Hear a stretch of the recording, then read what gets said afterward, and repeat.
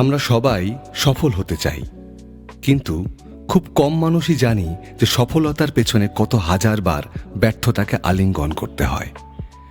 আপনি কি জানেন, পৃথিবীর সবচেয়ে বড় আবিষ্কারগুলোর পেছনে রয়েছে অসংখ্য না এবং হাজারো ব্যর্থতার গল্প। চলুন ফিরে যাই 1879 সালে। টমাস আলভা এডিসন যখন বৈদ্যুতিক বাল্ব আবিষ্কারের চেষ্টা করছিলেন, তিনি একবার বা দুবার নয়, 1000 বার ব্যর্থ হয়েছিলেন। তার একজন সহকারী তাকে জিজ্ঞেস করেছিলেন, স্যার, আপনি 1000 বার ব্যর্থ হলেন, আপনার কি মনে হয় না সময় নষ্ট হচ্ছে? এডিসন মৃদু হেসে জবাব দিয়েছিলেন, আমি 1000 বার ব্যর্থ হইনি, বরং আমি 1000টি এমন উপায় খুঁজে বের করেছি যাতে বাল্ব জ্বলে না। এই যে দৃষ্টিভঙ্গি, ব্যর্থতাকে পরাজয় হিসেবে না দেখে শিক্ষা হিসেবে নেওয়া, এটাই এডিসনকে স্বপ্ন সারথি করে তুলেছিল। তিনি হাল ছাড়েননি বলেই আজ পৃথিবী আলোকিত। আমরা ছোটবেলায় খরগোশ ও কচ্ছপের গল্প সবাই পড়েছি। খরগোশ ছিল দ্রুতগতির আর কচ্ছপ ছিল মন্থর।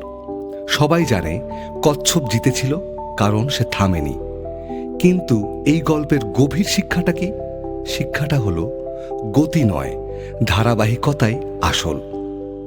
খরগোশ তার প্রতিভার অহংকারে ঘুমিয়ে পড়েছিল, কিন্তু কচ্ছপ জানত তার সীমাবদ্ধতা।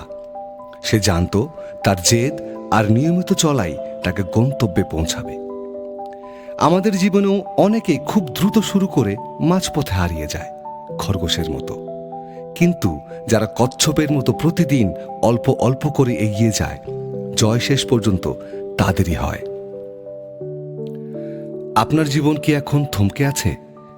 আপনি কি এডিসনের মতো বারবার ব্যর্থ হচ্ছেন?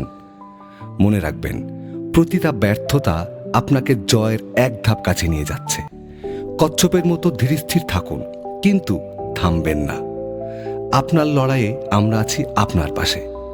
আপনার জীবনের কোনো ব্যর্থতার গল্প কি আমাদের সাথে শেয়ার করবেন? কমেন্টে জানান। আবার শুরু হোক পথ চলা। আমি আপনাদের সাথে আছি, স্বপ্ন সারথি।